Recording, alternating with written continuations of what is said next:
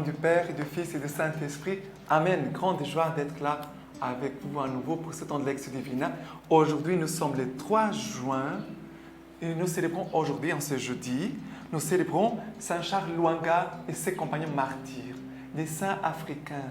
Et on sait très bien que le sang des martyrs, c'est semence des chrétiens. Ça veut dire que le sang des martyrs engendre la conversion, engendre de nouveaux chrétiens. Et nous devons invoquer aujourd'hui ces saints, Saint Charles Lwanga et ses compagnons, pour que la foi soit à nouveau réallumée dans nos cœurs, dans les cœurs de nos peuples et surtout de notre continent africain. Vraiment que les chrétiens aiment d'un amour si fort, si pur Jésus-Christ, qu'ils soient vraiment fidèles à la foi et à l'Église. On est fidèle au Christ et à son Église. D'accord? C'est très important. Et la première lecture d'aujourd'hui, c'est Tobie, chapitre 6. Ils pénétrèrent en Médie. Ils étaient déjà rendus près d'Ecbatane, quand Raphaël dit au jeune homme, « Frère Tobie », il répondit, « Eh bien, l'ange reprit, « Ce soir, nous devons loger chez Raguel. C'est un parent à toi. Il a une fille du nom de Sarah. » À l'entrée d'Ecbatane, Tobie dit, « Frère Azarias, mène-moi tout droit chez notre frère Raguel. » Il les conduisit à la maison de Raguel, qu'ils trouvèrent assis à la porte de la cour. Ils les saluèrent les premiers, et il répondit, « Je vous salue bien, frères, vous êtes les bienvenus. » Et il les fit entrer dans sa maison.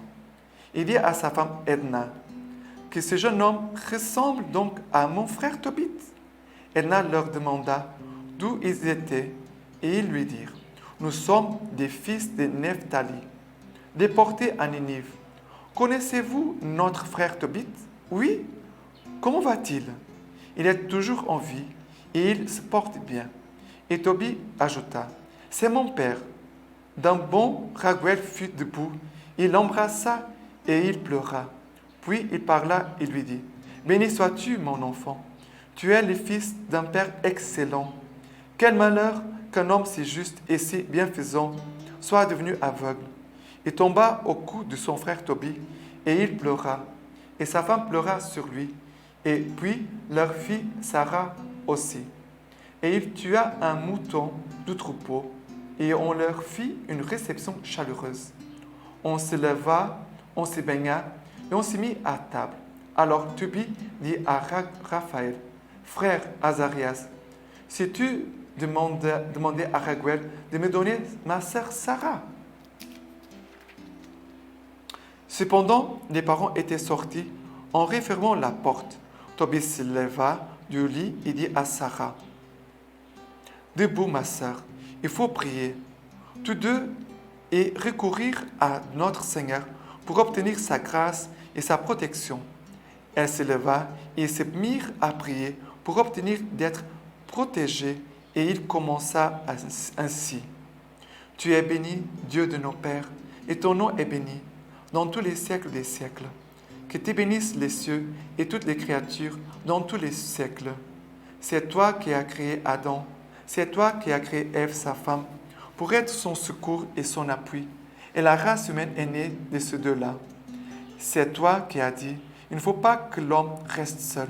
Faisons-lui une aide semblable à lui. Et maintenant, ce n'est pas les plaisirs que je cherche en prenant ma sœur, mais je le fais d'un cœur sincère. Daigne avoir pitié d'elle et de moi, et nous mener ensemble à la vieillesse. » Et ils dirent de concert, « Amen, Amen. » Et ils se couchèrent pour la nuit. C'est très belle cette lecture. Regardez, la pureté d'un amour. C'est ici qu'on voit la pureté d'un amour entre un homme et une femme. Raphaël, l'archange Raphaël, que Tobie appelle Azarias, le conduit vers la maison de Raguel. Il va rencontrer Sarah. Il va dire, mais j'ai le droit de demander à cette fille comme épouse, parce que c'était une coutume de l'époque. Il va demander Sarah en mariage. Elle sera accordée en mariage à Tobie.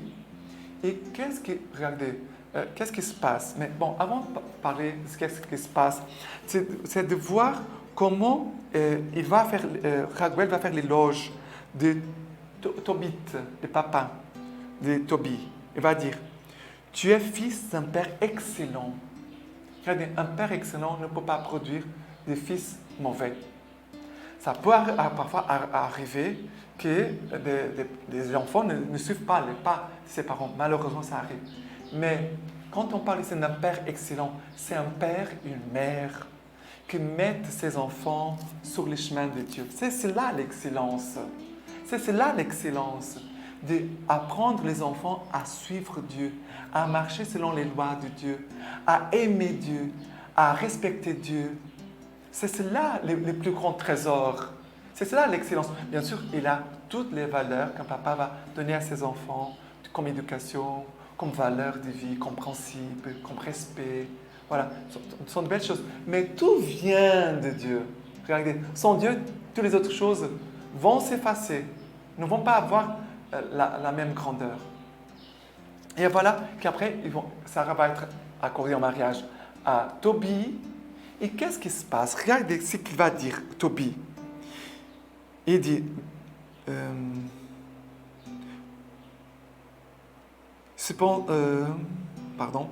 il va dire, elle se leva et se mit à prier pour obtenir d'être protégée et commença ainsi. Tu es béni, Dieu de nos pères, et ton nom est béni. Commence on peut dire, ils commencent leur relation. D'abord, ce n'est pas les plaisirs qui l'a conduit vers Sarah. Ce n'est pas, il dit, nous devons prier nous devons avoir recours au Seigneur pour obtenir sa grâce et sa protection. Voilà. Mais c'est beau. Et après, il va bénir Dieu, il va prier. Regardez. Et qu'est-ce qui se passe? Ils vont prier les deux pour louer le Seigneur, bénir le Seigneur, demander sa protection. Il va dire, et maintenant, ce n'est pas les plaisirs. Voilà, c'est cette phrase que je trouve très belle. Et maintenant, ce n'est pas les plaisirs que je cherche en prenant ma sœur, mais je le fais d'un cœur sincère, d'avoir pitié d'elle et de moi, et de nous mener ensemble à la vieillesse. Quelle pureté d'amour! Vous savez, c'est la première noce, la nuit de noces, de miel. Ils ne vont pas avoir de rapports sexuels. Comme ce serait important pour de nouveaux couples qui vont se marier, de dire la première nuit, nous allons nous coucher, on va que prier, supplier le Seigneur, on ne va pas avoir de rapports sexuels. Et après, bien sûr, c'est normal, après. Mais ils ont commencé comme ça, par la prière. C'est magnifique. On doit apprendre cela aux jeunes d'aujourd'hui pour qu'ils puissent faire pareil, pour construire un amour et une famille solide. OK? Voilà. Maintenant, par rapport au psaume d'aujourd'hui, c'est le psaume 128, versets 1 à 5. Heureux tous ceux qui craignent le Seigneur et marchent dans tes voies. Du labeur de tes mains, tu le nourriras. Heure et bonheur pour toi. Ton épouse une vigne fructueuse au cœur de ta maison. Tes fils des plants d'olivier à l'entour de la table. Voilà de quel bien sera béni l'homme qui craint le Seigneur. Que le Seigneur te bénisse de Sion. Puisses-tu voir Jérusalem dans le bonheur tous les jours de ta vie. Voilà. Et ici, heureux tous ceux qui craignent le Seigneur. Sarah et Tobie craignaient le Seigneur, les deux. Ils craignaient le Seigneur. Ils voulaient marcher dans les voies du Seigneur. Non pas de vivre un mariage comme les païens. Et malheureusement, qu'est-ce qu'on voit? Parfois, les couples chrétiens qui vivent comme des païens. Même dans leur sexualité. C'est triste. C'est triste. La sexualité d'un couple chrétien, ce n'est pas la même sexualité d'un couple païen. Que parfois vivent le rapport sexuel d'une façon qui n'est pas chaste, qui n'est pas pure. D'accord? Et ici, il dit, ton épouse une vigne fructueuse, tes fils des plants d'olivier.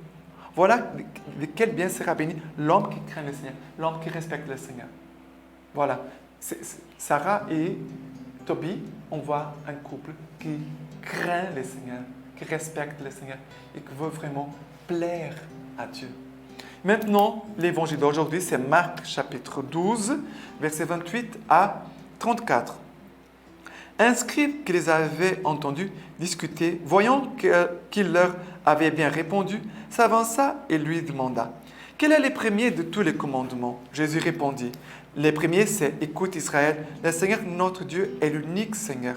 Tu aimeras le Seigneur ton Dieu de tout ton cœur, de toute ton âme, de tout ton esprit et de toute ta force. Voici le second. Tu aimeras ton prochain comme toi-même. Il n'y a pas de commandement plus grand que cela. » Le scribe lui dit « Fort bien, maître, tu as eu raison de dire qu'il est l'unique et qu'il n'y en a pas d'autre que lui. L'aimer de tout son cœur, de toute son intelligence et de toute sa force et aimer les prochains comme soi-même vaut mieux que tous les holocaustes et tous les sacrifices. » Jésus, voyant qu'il avait fait une remarque pleine de sens, lui dit « Tu n'es pas loin du royaume des dieux. » Et nul n'osait plus l'interroger. Alors, ici, Jésus, là, on va poser la question, quel est le premier de tous les commandements? Quel est l'essentiel? Quelle est la chose plus importante, l'essentiel? Je veux donner le commandement, aimer Dieu et son frère, comme soi-même. Voilà. Le second, tu aimeras ton prochain comme toi-même. Aimer Dieu de tout, regardez, il dit, aimer Dieu. D'abord, il dit, écoute. Il dit, écoute le Seigneur, écoute Israël. Première chose, c'est écouter le Seigneur. Quelqu'un qui cherche quelqu'un pour se marier, il doit chercher quelqu'un qui écoute Dieu, qui a l'écoute de Dieu. Première chose, l'écoute de Dieu, c'est essentiel. Si un couple n'écoute pas Dieu, les choses ne vont pas marcher. D'abord, écouter Dieu. La lecture divine, c'est ça, pour nous apprendre à écouter Dieu. Écouter Dieu. Après, aimer Dieu de tout son cœur, de toute son âme, de toutes ses forces, de toute son intelligence, de toute son intelligence. Aimer Dieu de tout son cœur. Ce n'est pas aimer Dieu un petit peu, un peu. Ça, sont les païens. Non, de tout ton cœur, de toute ton âme, de toutes tes forces, de toute ton intelligence. Et qu'est-ce qui se passe aujourd'hui? Les gens donnent un peu. Non, ça n'a pas de goût, n'a pas de force, n'a pas de solidité. Et après, aimer son prochain comme soi-même. Aimer son prochain comme soi-même. Et qu'est-ce qu'on voit souvent? On ne s'aime pas, il n'a pas un vrai amour, de respect, de dialogue, de chercher les biens ensemble. C'est ça qui se passe aujourd'hui. Bien sûr, je ne veux pas généraliser, mais souvent c'est les risques. Et ici, aimer l'autre comme c'était Dieu. On peut dire comme ça. Aime l'autre comme c'était Dieu, comme si tu aimais Dieu. C'est ça.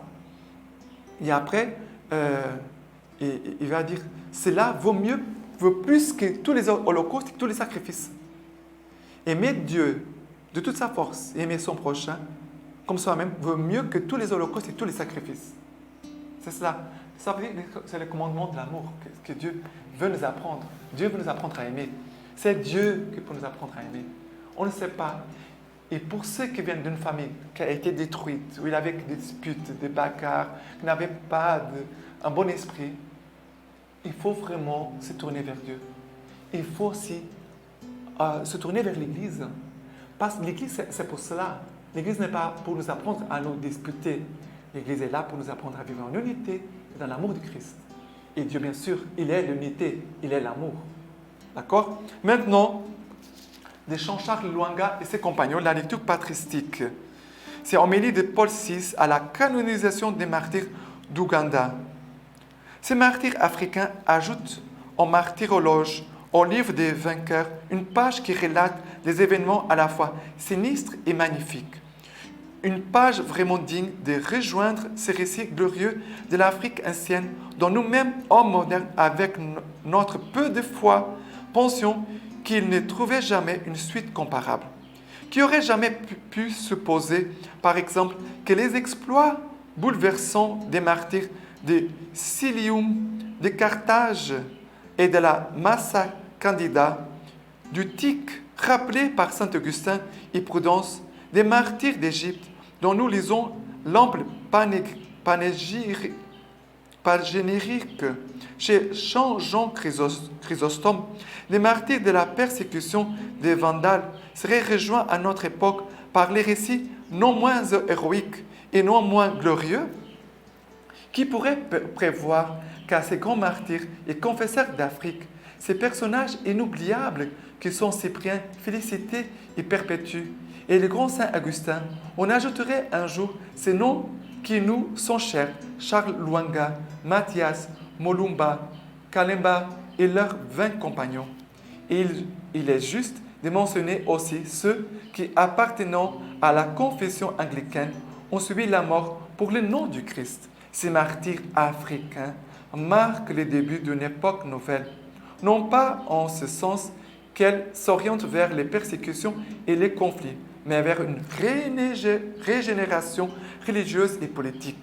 En effet, l'Afrique arrosée du sang de ces martyrs, les premiers de cet âge nouveau, et plaise à Dieu qu'ils soient les derniers, puisque leur holocauste est si noble et si précieux.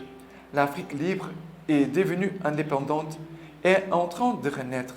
La cruauté qui a broyé ces martyrs est si horrible et si riche de signification qu'elle offre des motifs déterminants et manifestes pour la formation morale d'un peuple nouveau.